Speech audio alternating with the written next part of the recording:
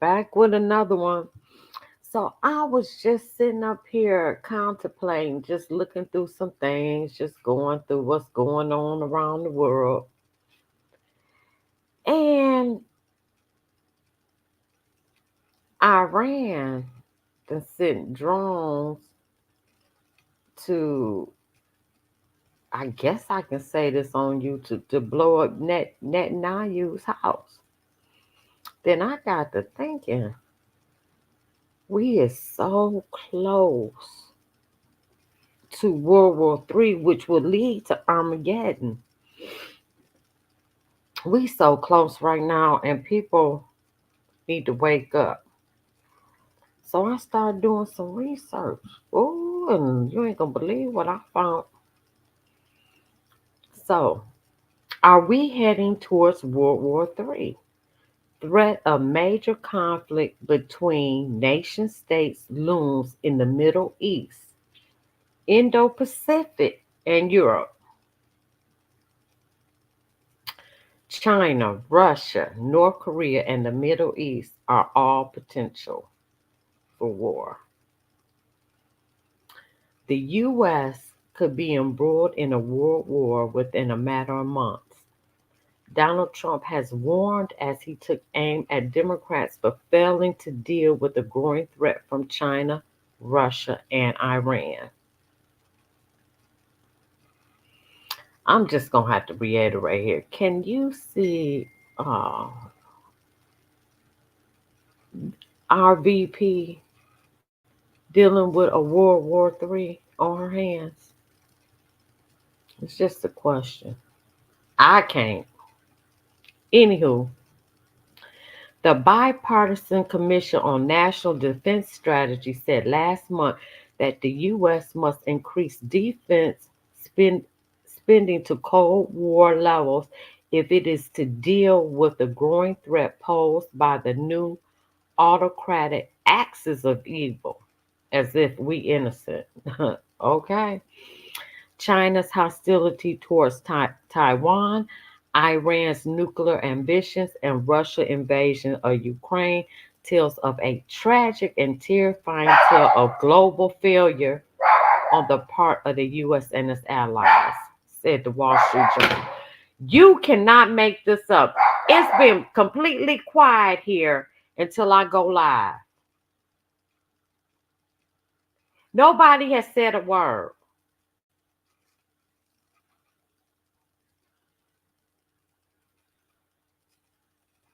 All the animals were asleep. You can't make this up.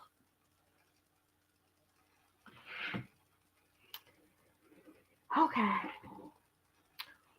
China's hostility to, oh, I already said that, didn't I? Okay, the threat of a major war between nation states, not just rogue militants or terrorist groups, loom in the Middle East, and the potential for open conflict in Indo-Pacific also remains a serious concern, said Fox News. With Israel invasion of Gaza passing its 1 year anniversary, the Middle East appears most unstable than at any time in the past 12 months. Israel is yet to respond to Iran's unprecedented missile attack on its territory, itself a retaliation for targeting of senior figures from Lebanese party Hezbollah. Also, Israel just took out the head of Hamas, and now his younger brother is set to take his position. Israel is, let me see, I said that. Due to the complex web of alliances and rivalries across the Middle East, any direct conflicts between Iran and Israel could see the U.S. brought directly into fighting, said the Independent. The US and UK are increasingly concerned that Russia is sharing secret information and technology with Iran, which would bring it closer to being able to build nuclear weapons in exchange for Tehran providing Moscow with ballistic missiles for its war in Ukraine. Also, North Korea has a million of his army. Can you see her talking to him? He just executed 30 of his top military aides because it flooded. Okay? No, I don't see it. However, because strength recognizes strength. So he done sent his troops to Russia to help fight Ukraine the last 2 days. Oh, this things is getting serious. Things is heating up. Are you watching? Are you aware? Where are the watchers at? That's why it's only gonna be a remnant that survive this. Mm, wow. Israel's loose allies, Russia, North Korea, and China, are watching events, and there is an outside possibility of World War III, given the conflict in Ukraine. Others believe it has already begun. It just looks different in what modern analysts call hybrid warfare, which is not only fought in the trenches,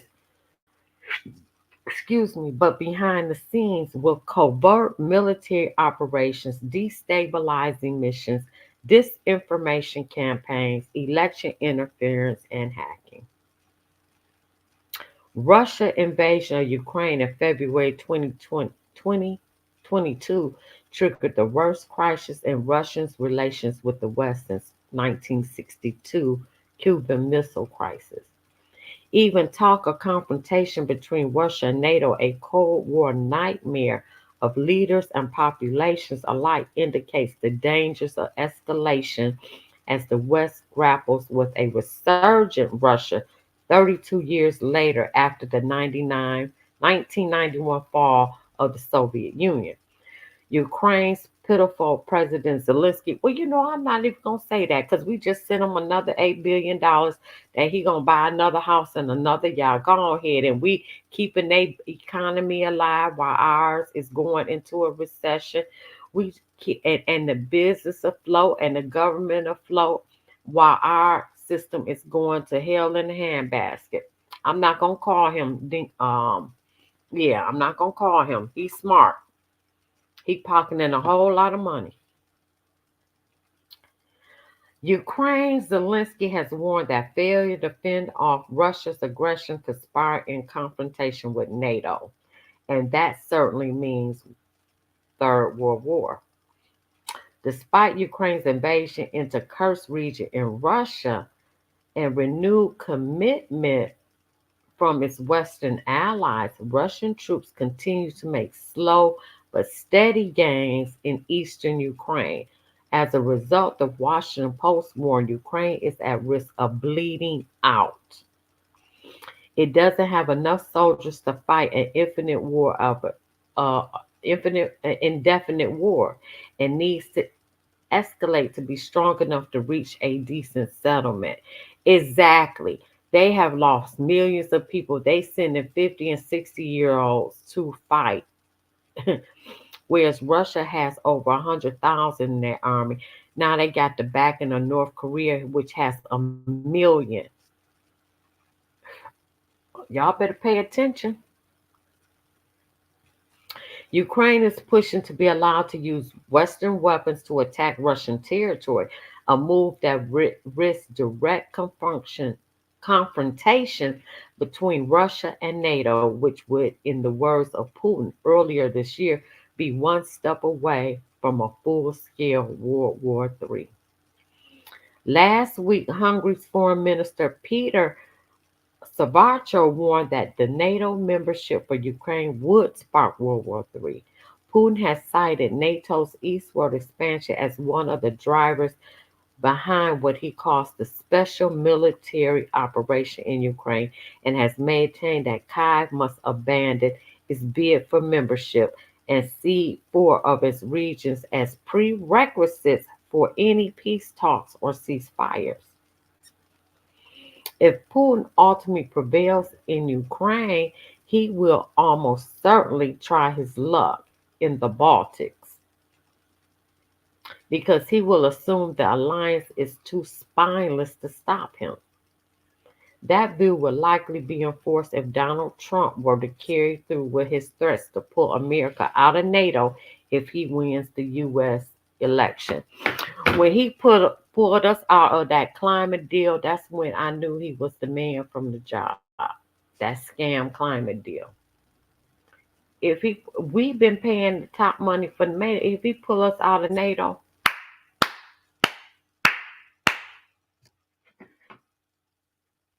the old League of Nations goal is one world order, new world order. That's the goal of the United Nations. You see, NATO, same goal.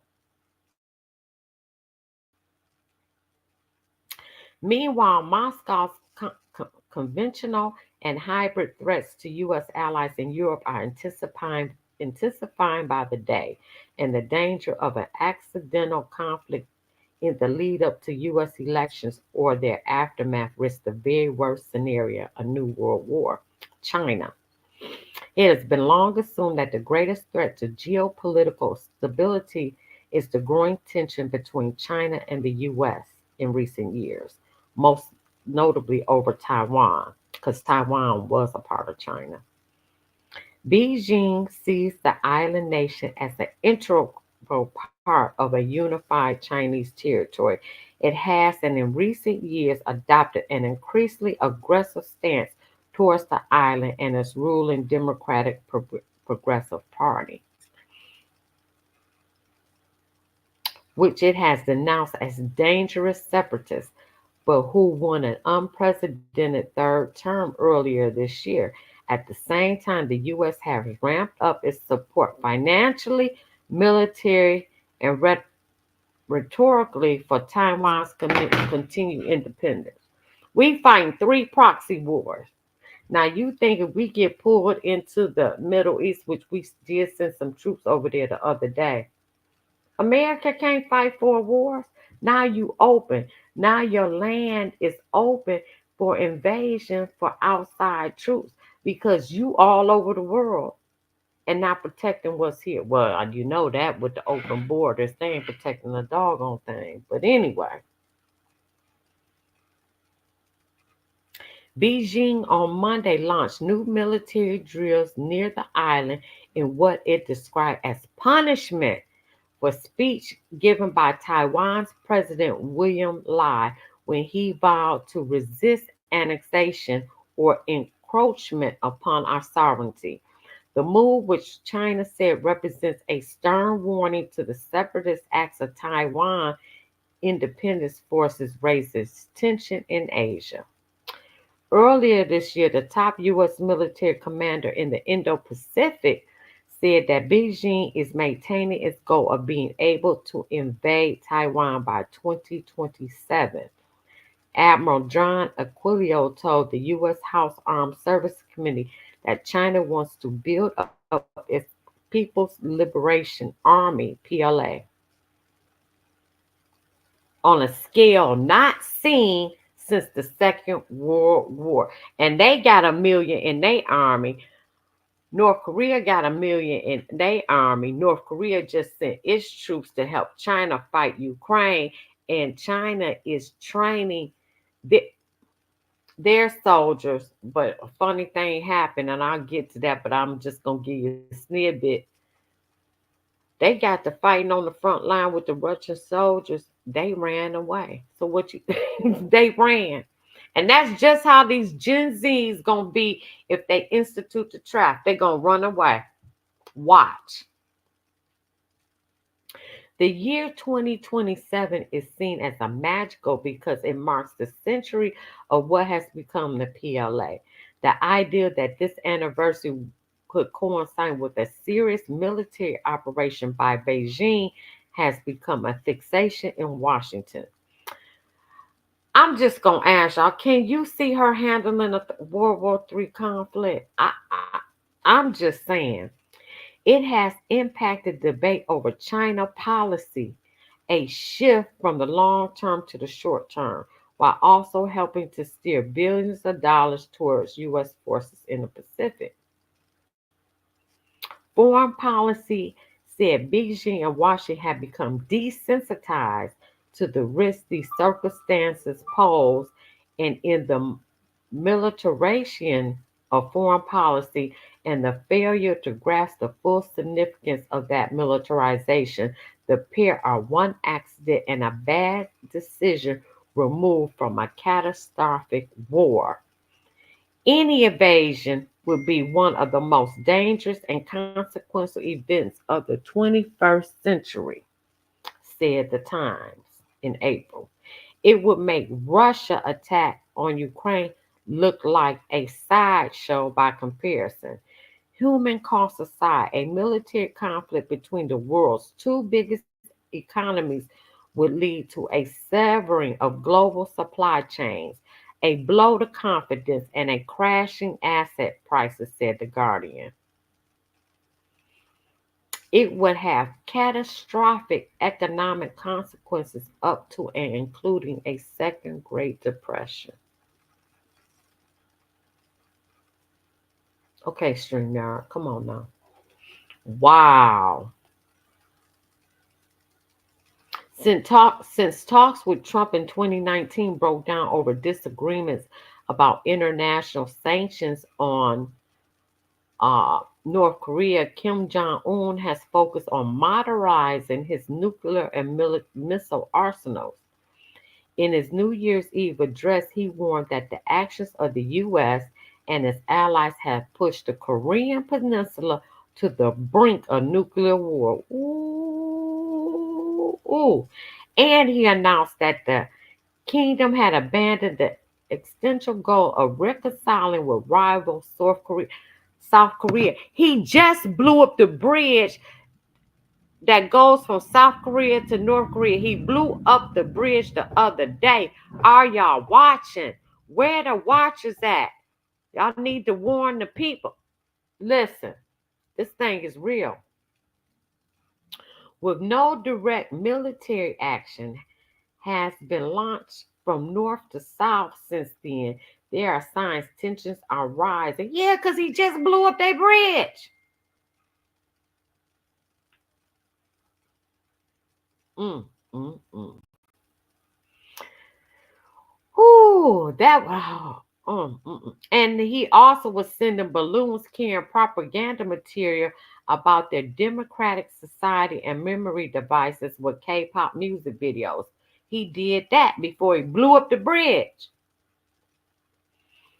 The South has since escaped a 2018 non-hostility pact aimed at lowering military tensions. The paper added, indicating the psychological warfare had tipped over into real escalation. The increasing hostility has already seen the U.S. become further involved, conducting a precision guided bombing drill with Seoul in June along the peninsula for the first time in 7 years as a warning against North Korea. An official in Seoul said in October that North Korean troops are preparing to blow up the roads, which they just did the other day, which prompted me to do a video that cross the heavily militarized border between the two countries. Destroying the wars would be in line with Kim Jong un's push to cut off ties with South Korea. Well, he did that.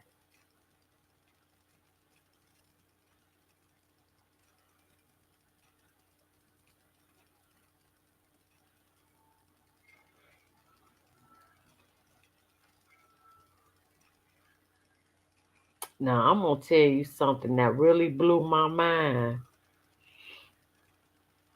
That really blew my mind. And I'm going to go into UF, UFO drones.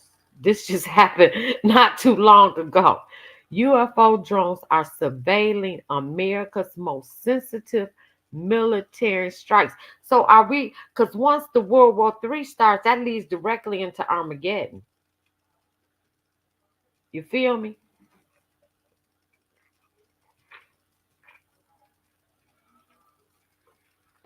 If there is a World War III, that feels directly into Armageddon. We so close. But dig this. UFO drones are surveilling America's most sensitive military sites, and the Pentagon says it cannot stop them. The military cannot stop them.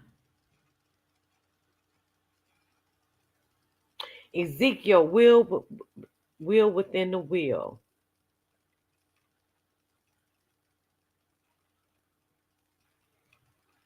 Y'all better wake up.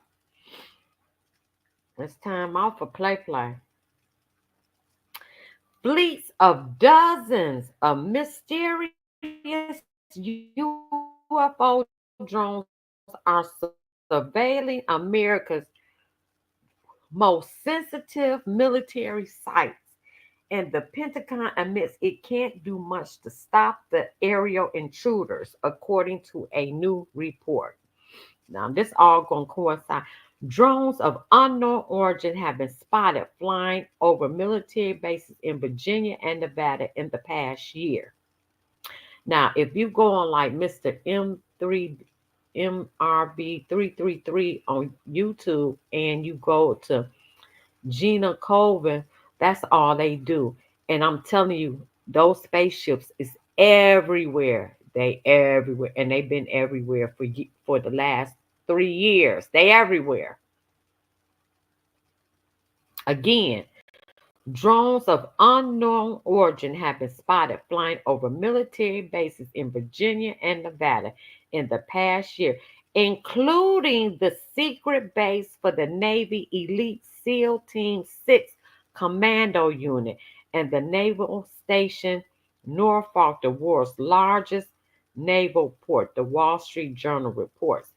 Federal laws, however, prohibit the military from shooting down the drones due to potential risk to troops and civilians.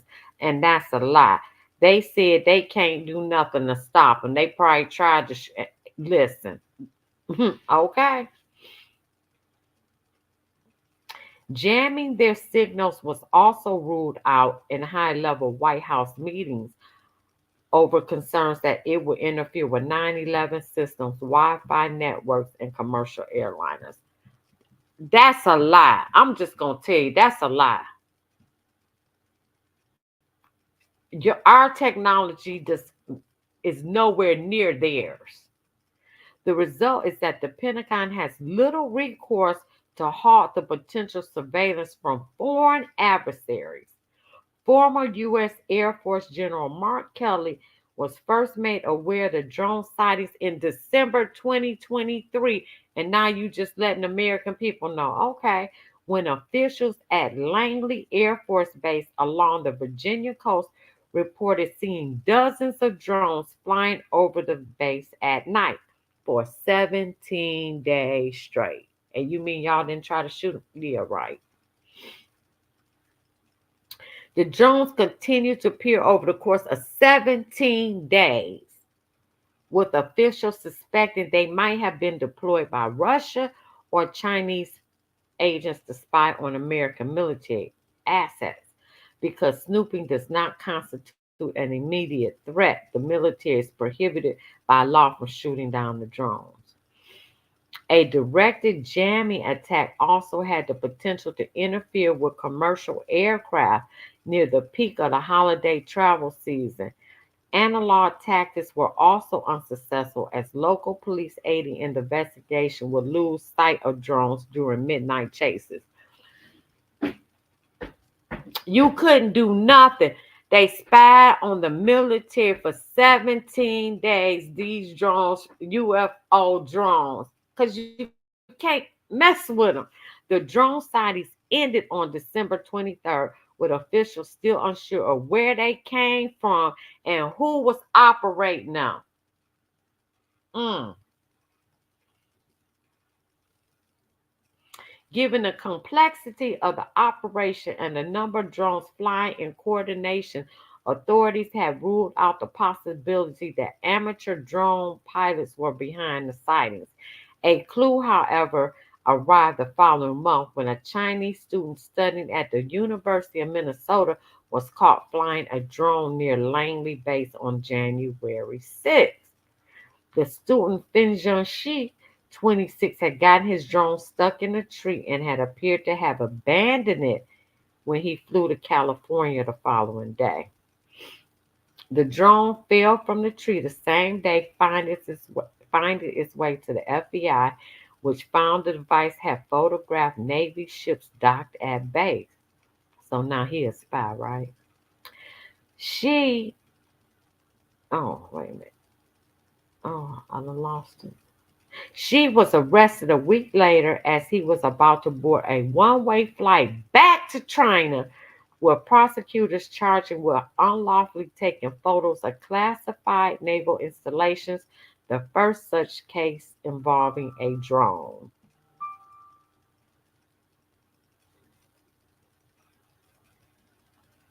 Magistrate Judge Lawrence Leonard dismissed Shee's claim that he was just a student on vacation flying a drone for fun, but she pleaded guilty to espionage charges on October 2nd this year.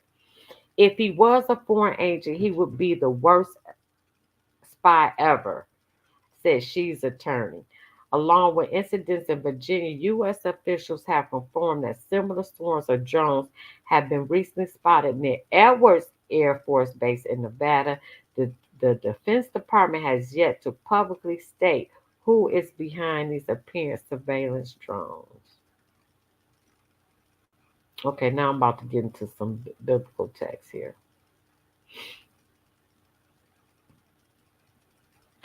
Now we're gonna tie this in. Now that's the articles.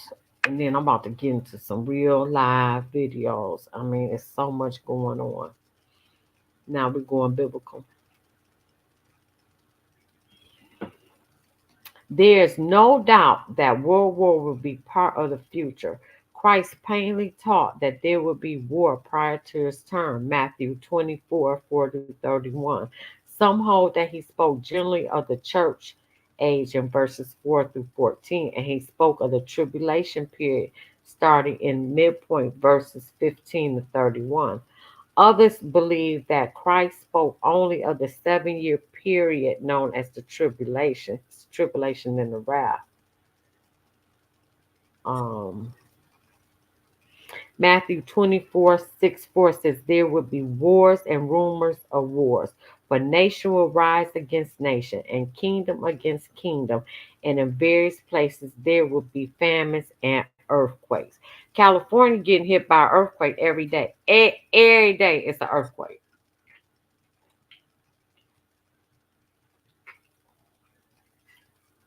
I'm thirsty. Here, Christ makes it very clear that war will play a significant role in the last 7 years prior to his return.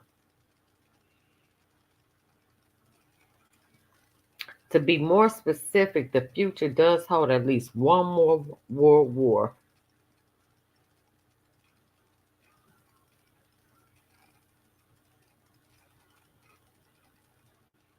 It is only mentioned in Scripture that the last war will be the final conflict.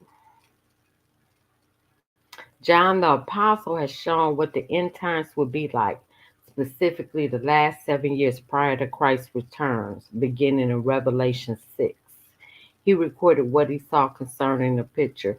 War is found in this chapter and continues to be a part of the unfolding events until the Battle of Armageddon. In righteousness, Revelation 19, in righteousness he, Christ, judges and wages war. John saw the beasts and the kings of the earth and their armies assembled to make war against him. Christ, who sat upon the horse and against his army. Take special notice that it says the kings of the earth and their armies assembled to make wars against Christ. This clearly describes a world war. It also should be noted that the victor in this war is killed in Christ. But yeah, because it says that when he returns, he come back with a sword dripping in blood to unalive the wicked. So although there will be at least one more world war, there is no doubt of the outcome, right? And only a remnant gonna survive. Now,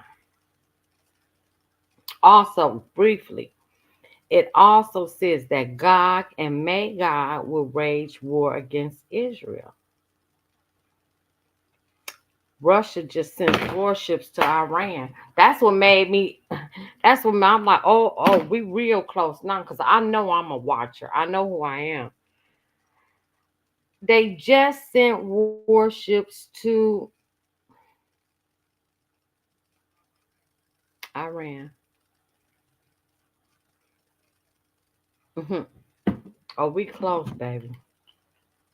We close.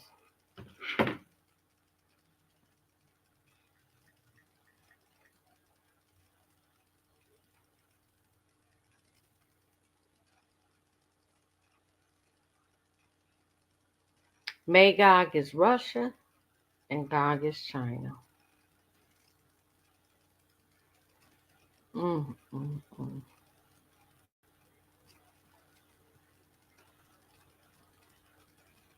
The battle of Gog and Magog that is described in Ezekiel comes during a time of peace for Israel. And Israel just killed the head of Hamas. Lord have mercy. Russia just sent the warships on over there to Iran. This is thought to be during the time where Israel has made a pact with the Antichrist during the first 3.5 years of the tribulation. Ezekiel 38, 8, 9, 14 and 15, Daniel 9:27. Ezekiel prophesied that a mighty nation from the north would come against Israel and that God will utterly defeat them to show his power and to show Israel's enemies that he was their God and would protect them. Ezekiel 39. God can make God refer to Revelation as not one nation, but represents hostile nations. It's really China and Russia.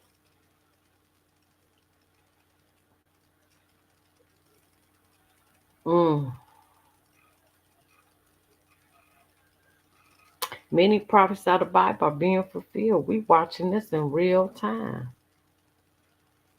They will come against and surround the city of God, but their defeat will be swift, and Satan constantly will be sworn in the lake of fire for 1,000 years, where it be the final battle. But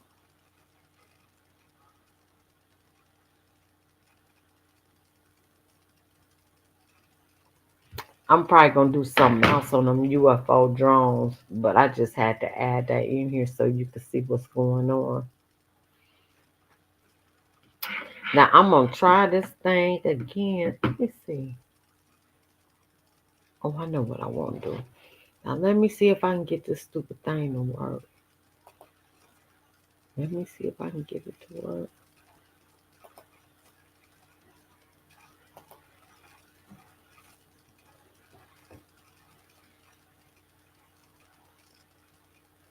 Oh, do I got it up?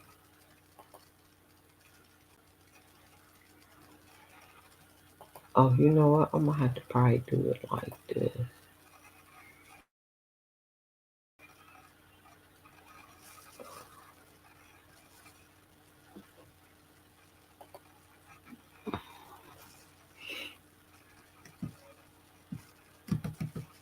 Oh, I mean, oh,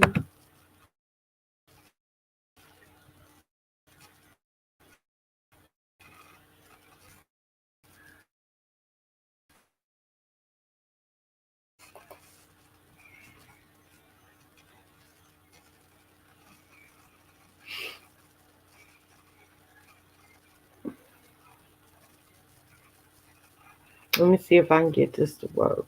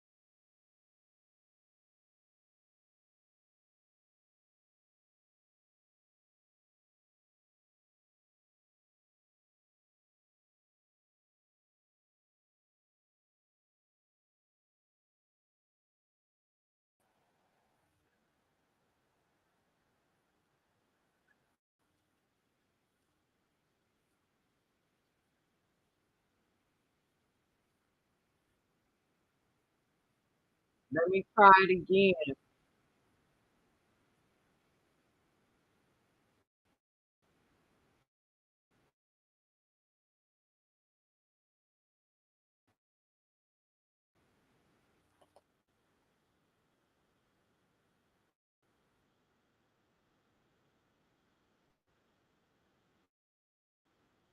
dunia, termasuk di Palestina, yang telah menelan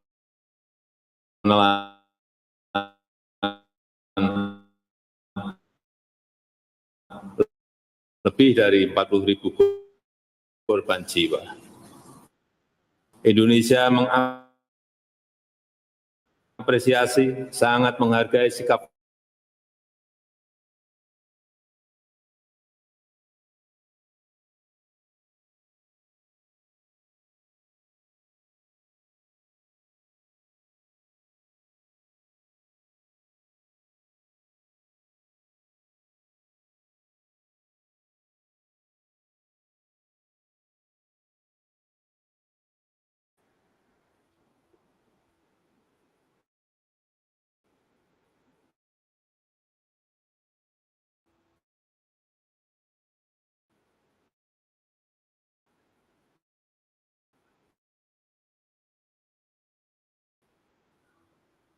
dead through Christian of the Roman Catholic. Ricordiamoci questo. I encourage you to sow seeds of love, confidently tread the path of dialogue, continue to show your goodness and kindness, and be builders of unity and peace. In order to be inclusive, the Pope told those assembled that no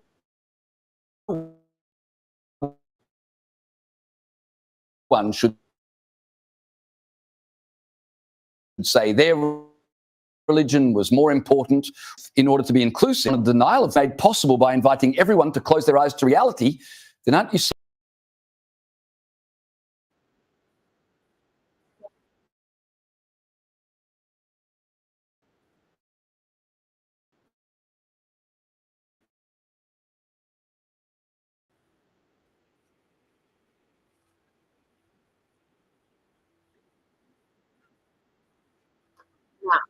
Now, how do I stop this?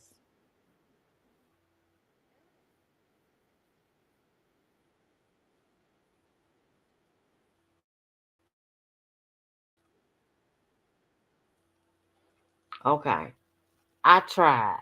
I done messed that up. So guess what I'm about to do? I'm gonna play it on my phone. Oh, you know what? I'll have to change my setting.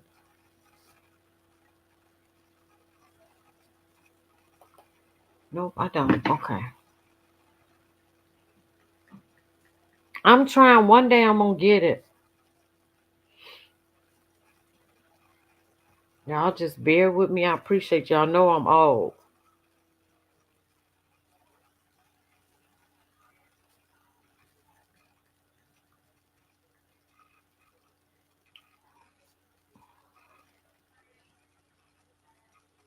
Oh shoot.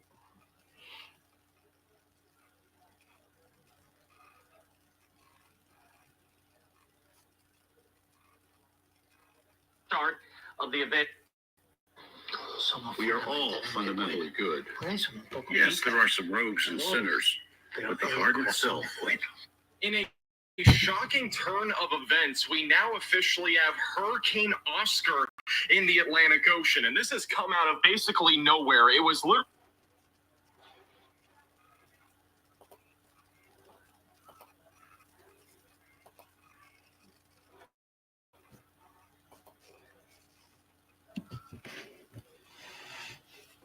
Okay, here we go. not even named 5 hours ago, and it is now a hurricane. You might be wondering, where is Hurricane Oscar? Is it this area over here? Actually, no, that is Tropical Storm Nadine that just made landfall in Belize, and we'll talk more about that here in a moment. You might think it's this area. Oh, It's not that Nadine. either. This right here Oh, I didn't know Nadine hit Belize. I was talking about moving to Belize. I didn't think Belize got hit by a hurricane. I can't go to Belize. I'm scared. Oh Lord. Oh, Hurricane Oscar. This is one of the smallest hurricanes that we've ever ever seen in the Atlantic Ocean, with maximum sustained winds at 80 miles per hour. It is a very tiny hurricane. The eye is only 3 miles wide. It is actually smaller than Milton's eye. Milton's eye, for reference, was around... Oh, wait a minute. I'm on the wrong video. Lord have mercy. I'm so sorry, y'all. I got and sinners. But the heart this itself the Antichrist. is good. Pope Francis met with Ukrainian President Volodymyr Zelensky at the Vatican. The trip is part of Zelensky's tour through Europe to meet with world leaders. The two exchanged gifts during yesterday's meeting. The Pope gave Zelensky a bronze cast peace symbol of peace, and Zelensky presented a painting depicting the brutal Bucha War tragedy in Ukraine. The Pope has been a mediator in the Russia-Ukraine war. However, the Vatican has been criticized for not directly blaming Russia for the war. Former Israeli Prime Minister Ehud Olmert called the meeting, quote, important and emotional. He also said the Holy Father was presented with a peace proposal for Gaza. President Joko Widodo echoed the vital need for interfaith talks given the growing number of conflicts and wars around the world. Semangat perdamaian dan toleransi inilah yang ingin Indonesia bersama Vatikan sebarkan, apalagi di tengah dunia yang semakin bergejolak. Seperti yang kita ketahui bersama, konflik dan perang terjadi di berbagai belahan dunia, termasuk di Palestina, yang telah menelan lebih dari 40.000 korban jiwa. Indonesia mengapresiasi, sangat menghargai sikap Vatikan yang terus menyuarakan, menyerukan perdamaian di Palestina dan mendukung two-state solution. While in Jakarta, the Pope is also set to visit the Istiqlal Mosque, which is seen as a national symbol for religious harmony. The mosque sits opposite a Catholic church, which is linked via a tunnel known as the Tunnel of Friendship. Singapore has been hailed by Pope Francis as an how different ethnicities, cultures, and religions can coexist in harmony. This especially in a time of conflicts raging around the world. Pope Francis told an interfaith gathering in Singapore that the Christian faith was just one of many roads to God. He said through an interpreter, it doesn't matter if you're Sikh or Muslim or Hindu or Christian, it's all the same thing and it's all good. Throughout his papacy, the leader of the Roman Catholic Church... Is that what the Bible say? I'm just asking. Is that what the Bible say?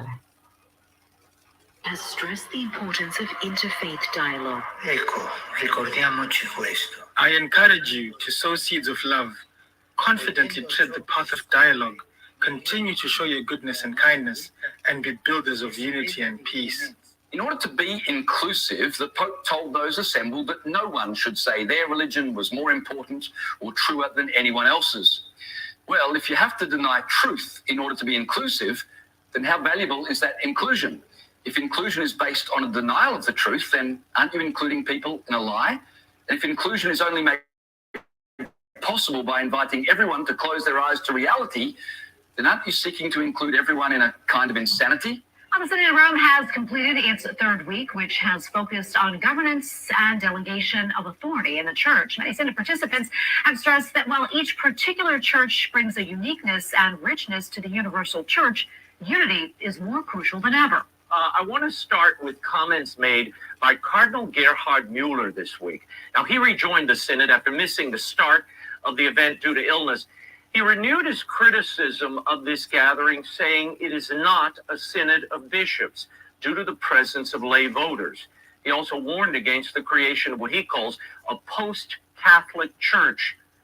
Quote, "We cannot follow the example of the ancient Gnostics who wanted to transfer the church to a higher stage of its historical existence and disguise this betrayal with the beautiful label of a synodal church." Father, he also cautioned against the church becoming Christianity without dogma, sacraments, Wow. and magisterium. Wow. Is something unprecedented in the history of the church. We discussed this a year ago, Ray, when we were talking about the changes in this composition of the synod. A synod of bishops is precisely that, of bishops. When you bring lay people, priests, deacons, women and men, religious, all together, it ceases to be a synod. Now, the Pope has decided that this is what he wants. He wants this kind of meeting, but it is different than the Synod of Bishops as established at the Second Vatican, as first with the Second Vatican Council, but then put into effect by Pope Paul VI. So Vatican II called for a meeting of bishops, and now we get a meeting of everybody. So that's wrong. This gives the false impression that lay people have an equal say in the governance of the church, and that theory's been going around a lot. In fact, Cardinal Muller is quite aware of this. People have this notion that if you're baptized, you get to be ruling in the church if you're picked for that. That's not how it works. Earlier, Catholics and Muslims gathered near the ISREAL mosque, where Pope Francis participated in an interfaith meeting. The mosque is the largest in Southeast Asia. It was designed by a Christian architect and stands just a few meters from the Church of Our Lady of the Assumption, a Catholic cathedral. The two buildings share an underpass called the Tunnel of Friendship. The Pope's visit is an opportunity for Indonesia to showcase its commitment to religious harmony. One of the things that struck me about all of you here is your ability to engage in interreligious dialogue. And this is very important, because if we start to fight amongst ourselves and saying, my religion is more important than yours, my religion is true, yours is not, where will that lead us? Because every religion is a way to arrive at God. There's only one God, and each of us is a language, so to speak, in order to arrive at God. Is the Pope Catholic? All of a sudden, that's not a rhetorical question. Some saw it as a wonderful admission that we're all right in our own way. Others saw it as a humble confession that none of us can claim to be right. But most, and I suspect the Pontiff himself, saw it as a way of being inclusive. Immagine, ci ricorda una cosa importante, che gli aspetti visibili della... Listen. Well, this is not the end of the war in Gaza. It's the beginning of the end. Where did it all go so wrong? Honestly, it's a legitimate question. How did we get here? Enough is enough. More than 36 years of slavery to a sick ideology, and the rest of the world has legitimized them as a resistant movement. And I've been saying since the beginning of the war, this is not resistance. Palestine is non-existential. The world needs to understand that Palestine was never a country. It has never been occupied. This lie must come to an end. Yeah, like how do you what set of actions result in the greater good in Israel? Obviously, you cannot have people who, if they want to everyone in Israel, you got to stop that. There's no way. Yeah, those people either need to be killed or incarcerated, or they will simply try to kill more Israelis. This is what it amounts to, obviously. And they want to kill Americans too, by the way. And it generally, like, Israel is referred to as the little Satan in America. We are the big Satan. Now that's a fact. So that's a fact. So I think, I think a lot of what's happening there is people are being taught to hate, in Gaza, and that's really the thing that needs to stop for there to be, long-term peace. Hopefully, is that you just cannot have the kids be taught to hate from the moment they can talk. That's fundamental. So, yeah. To the people of Gaza, I have a simple message. This war can end tomorrow. It can end if Hamas lays down its arms and returns our hostages. Followed by this. And Israel will guarantee the safety of all those who return our hostages. But to those who would harm our hostages, I have another message. Israel will hunt you down and bring you to justice. And after today, well, after this year, find me someone who doesn't believe him. You won't. World leaders, of course, reacted. Our Prime Minister said he was an enemy of the Israeli people and an enemy of peace-loving people everywhere. His death is a significant moment and can be a vital turning point in this devastating conflict. We are going to have a problem in the Middle East. Today is not a day to celebrate. And I saw the presidential nominee, Kamala, saying regarding that this is over. It's not over. So She's trying like, to win the votes, and we are trying to win the war. It's the responsibility of every free person in the now you heard him. She trying to win the votes, and they trying to win the war. Bang, boom. world to put an end for this Islamic Republic that has been funding Hamas, Hezbollah, Houthis by the American taxpayer money. It's insanity. In the past year, American Special Operations and intelligence personnel have worked closely with their Israeli counterparts to locate and track Sinwar and other Hamas leaders. And I commend their work. And I will say, to any terrorist who kills Americans, threatens the American people, or threatens our troops or our interests, know this, we will always bring you to justice. Now, I don't want to put a damper Do that on sound what is a very convincing? good news day for the world, but come on, we will always bring you to justice. Madam Vice President, you have done everything in your power to stop Israel from doing this. He was killed in Rafah. You told Prime Minister Netanyahu not to enter. In fact, you told the world. We have been clear in multiple conversations and in every way that any major military operation in Rafah would be a huge mistake. Let me tell you something. I have studied the maps. You weren't even present in Congress when Netanyahu spoke of how his country was fighting terror on behalf of all of us. Who do you think takes over? Do you think that they'll replace him quickly as the new leader of Hamas? Unfortunately, this usually is a whack-a-mole kind of situation. It's what we've lived with in the post-9/11 environment and several other areas. Unfortunately, they've worked very long and hard in recruitment training. I hope that the Israeli operations have degraded them somewhat, but hopefully they also learn that if you act in this way, justice will be served at some point, whether it's by Israel, the United States, or the free world generally. And eventually they have to take that lesson to heart. But really, we've got to go back to a different infrastructure in the Middle East. And I think that's hopefully what November 5th leads to. What do you mean? Well, the Abraham Accords was a very, very important infrastructure for the region. It had Israel and the Arab allies unified in maximum pressure on Iran. It had alternative paths to peace with engagement. Very importantly, it allowed Arabs to visit Israel and see for themselves what Israel was trying to do, to have humane policies, to see for themselves what was truthful and what was spin or lies from the terrorist and activist networks about the treatment that was going on there. That was, I think, a more durable framework. It was conspicuous that Vice President Harris only talked about the Iran deal being in or out. She never really acknowledged the Abraham Accords' existence, and yet that was the single most positive strategic contribution to the Middle East, I would argue, in my lifetime. I said this from the beginning of the war. On October 7th, they crossed all the red lines. What they did is unforgivable, is unforgettable. So it doesn't matter who's going to come in office. All of them are wanted. All of them are on the Mossad hits list. And let me take it even farther. Ayatollah is on the Mossad's hit list, and the rest of the Iranian guards.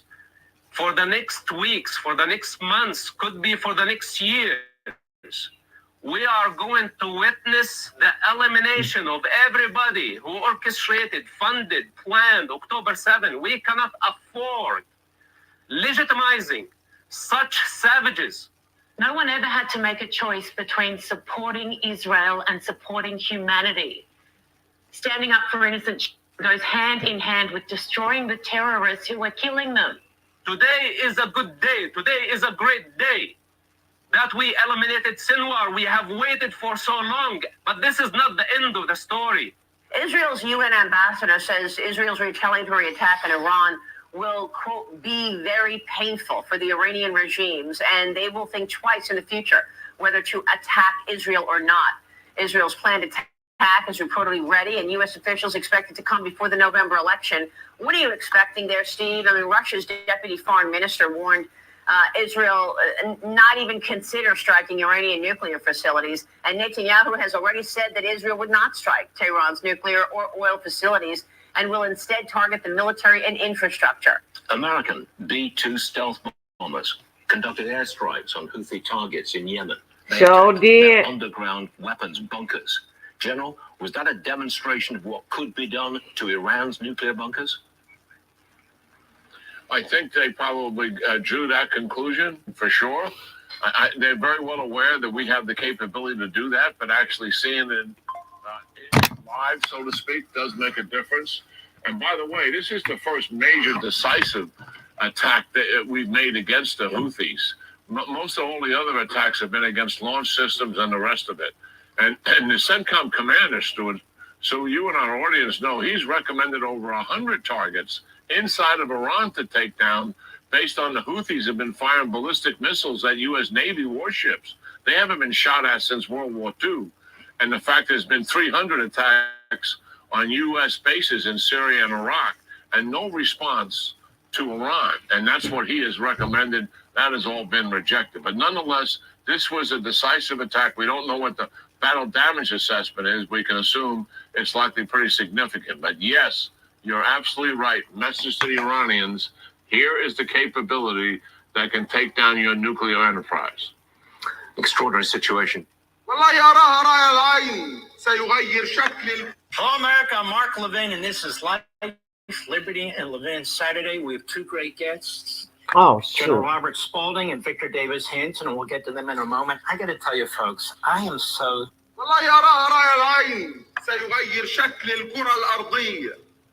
I see it with my eyes, a regional religious war that's going to burn everything.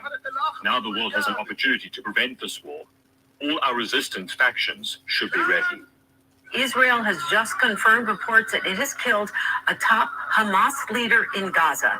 In a statement, the Israeli military said the IDF killed 3 militants during military operations in Gaza and previously said it was one of those soldiers by the name of Yahya Sinwar. He is Hamas's top leader. He is believed to be one of the chief planners behind the October 7th attacks against Israel. This is a breaking story. So it's a long struggle, but it is a struggle not between Israel and Hamas, as I said, not even between Israel and Hezbollah. It's a struggle between the West and this horrendous idea, which is the opposite of everything we hold dear, and its representatives today, which are today Iran and its close alliance with Russia. I would just add as a footnote that our troops have now gone into these deep tunnels in Lebanon, and that we're being prepared for Hezbollah troops to come across the border and massacre our civilians. They have found the most sophisticated Russian arms in these trenches, and the Houthi rebels, Iranian-backed rebels in Yemen, have been firing hypersonic rockets at us, very fast rockets. Where do you think they get them from? From Iran. And where does Iran get them from? From Russia. Since the Israeli enemy targeted all of Lebanon, we have the right, from a defensive position, to target any point in the Israeli enemy's entity. وأن طوفان الأقصى الذي كان عبارة عن تطور للعمليات وصولا إلى أن تفتح معركة كبرى مع الاحتلال هو يؤسس للتحرير، لأن التحرير هو معركة كبرى وكبرى جدا مع الاحتلال. ولا يمكن أنك تأسس لمعركة التحرير بإشعال الحطب.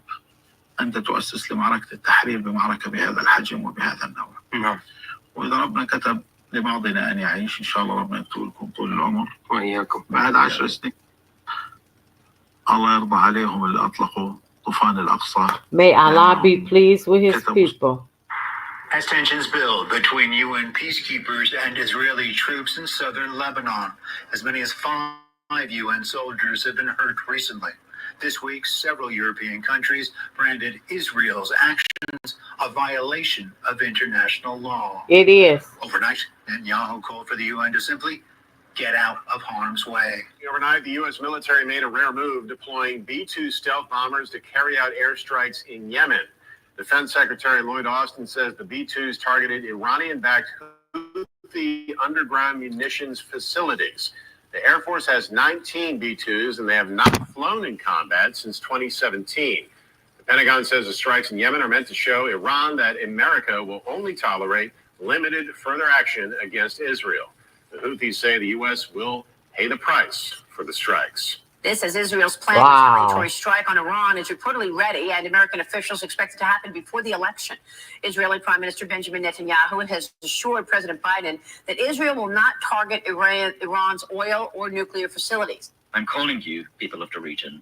We have a great opportunity to stop the axis of evil and create a different future, a future of peace, a future of prosperity in the entire region. And it is time for the day after to begin without Hamas in power. We will not give up on these goals, and I will always work to create a future of peace, dignity, and security for all. I thank you all. Citizens of Israel, we are in the resurrection war. Big challenges are still. Listen. Наша розвідка фіксує не лише передачу зброї з північної Кореї до Росії, але й передачу людей. Russia, but also the transfer of power. These are wonders. Factories ahead of Russian citizens and personnel for the Russian army. Фактично, це участь вже другої держави у війні проти України на стороні Росії. Кожен бачить допомогу іранського режиму для Путіна, так само, як і співпрацю Китаю з Росією. Попри заяви, Пекін утримується від справді серйозних дієвих кроків для того, щоб зупинити. The West has supplied missiles, tanks, and fighter jets to Ukraine, all without retaliation. But Moscow insists this time it's different. Have you ever heard a very old Russian proverb that Russians are long to move, but then they move fast? That's the case. If, for example, Ukraine actually uses British Storm Shadow missiles to strike inside Russia, Russia's going to nuke London?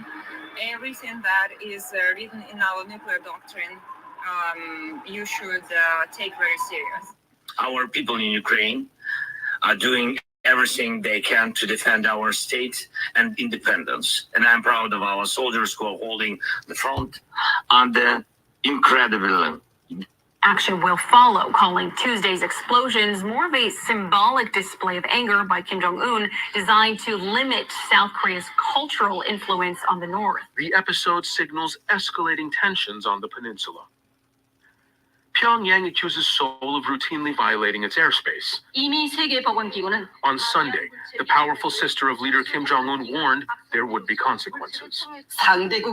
The scattering of leaflets over the capital city will be regarded as a grave, politically motivated provocation and an infringement upon our sovereignty. But the fact that drones carried the leaflets is at the core of the seriousness of this incident. The destruction of the roads also follows a declaration by Kim that South Korea is the North's principal enemy and a peaceful reunification is no longer his goal. But the U.S. says it's still looking for a diplomatic solution that will bring down tensions and end the military threat. Our focus has remained intensely on this region. And again, it's because it's so critical to our own future. North Korea says it plans to permanently block the border and plans to build frontline positions that could be used to attack the South. North Korea says nearly 1.5 million young people have applied to join its army. State media published photos of what it said were young recruits enlisting. Pyongyang says the rush to join the army follows what it calls a provocative drone incursion by South Korea. North Korea has made similar claims about army recruitment in the past during previous phases of heightened tensions in the region. China says it has completed military drills around Taiwan, but it warned that more could follow. Beijing sees democratically ruled Taiwan as part of its territory and says that any push towards independence would prompt action. Can you give me a better idea of this international involvement? I mean, we are reading today that, Chinese and Russian military men are meeting to discuss greater cooperation on that front. Absolutely. I mean, one of the things that you've seen since the second invasion of Ukraine in February 2022 is a gradual but steady convergence between Russia and China over what they consider their main strategic challenges, and that key strategic challenge at the moment is their own perceptions of US and US-led power and the place of the United States and her allies within the sort of wider global geostrategic picture. So there's a chiming of interest. And on top of that, you're also seeing sort of North Korea and Iran enter that equation as well. You've got four seemingly quite diverse nations, if you like, quite diverse political systems to an extent, but which have this sort of common concern about US power. And this is how these concerns manifest themselves, is in exercises like the kind we've seen recently. Ukrainian officials suspect several thousand North Korean soldiers are being trained in the Russian city of Ulan-Ude, that's close to the Mongolian border. It's alleged that the troops could be deployed to the Kursk province, where Ukrainian forces launched an incursion back in August. Kyiv claims Moscow could use these troops in its border regions, which in turn frees up Russian troops to fight on the front line in such eastern regions as Kursk and other occupied territories. Amid earlier reports that some 3,000 North Korean soldiers have been deployed to Russia. Yeah. Ukraine's military intelligence told the Kyiv Post on Wednesday that 10,000 North Korean infantry soldiers are undergoing training in Russia's Far East. It added that the troops are being prepared for deployment to border areas near Ukraine and for the rotation of Russian troops. Kyiv's military intelligence says Russia is struggling with a significant manpower shortage on the front lines, prompting North Korea, a key ally of Russia, to step in to provide large-scale support. If the reports are true, it means the North is not only trading arms with Russia, but also directly participating in the war. Our government considers this a very serious issue. President Trump's position on a very important top issue on the minds of voters, the border. I'm Harris Faulkner. You are in the Faulkner Focus. New Fox polls now. 2/3 of registered voters favor deporting illegal immigrants back to their home countries. A strong majority of non-white voters are among them. That policy closely aligns with former President Trump's call for mass deportations. And last month, Vice President Kamala Harris was mocking Trump's plan. Watch. They have pledged to carry out the largest deportation, a mass deportation in American history. Imagine what that would look like and what that would be. How's that going to happen? Massive raids? Massive detention camps? What are they talking about? She should ask Barack Obama, because his nickname when he was president was Deporter-in-Chief. He got rid of the criminals. She should ask him how that would look. Right. Fox polling finds also a major split between Trump and Harris. Voters on that issue. Trump supporters call immigration one of the most pivotal issues deciding their vote, but only 1% of Kamala Harris's supporters say it's important to them. Trump continued to push back against Democrats' border policies just today. If they win the election, they're going to open up the border, and the border is going to be open for 4 years. I got elected in 2016 on the border. We had a great border. Then they blew it, and I have to do it again. The difference is it's much worse this time, because they're allowing millions of people into our country that shouldn't be here. Republican Senator Marsha Blackburn also is criticizing the vice president over the crisis. She does not care about this issue enough to know how many migrants have come in, how many terrorists, how many gangs, how many gotaways are in this country. Our correspondent Lucas Tomlinson is at the White House now. Lucas. Well, Harris, former President Trump had a lot more to say about the border in that interview on Fox and Friends this morning. Let's take a listen about what he had to say. I think the border is a bigger thing than inflation and the economy. You know, I watch your polling, where it says the economy and inflation at number 1, 2, and then it says, always says like the 3. I think the border is bigger. Now, during her Fox debut, the vice president was accused of dodging questions on border basics, like if she regrets ending Remain in Mexico, of course, a staple of the Trump administration. She did express opposition to decriminalizing border crossings, Harris, a reversal from her previous stance. Here's more from her interview. We recognized from day one that, to the point of this being your first question, it is a priority All right, I'm ending this live. I'm sleepy. Like, share, subscribe, leave a comment.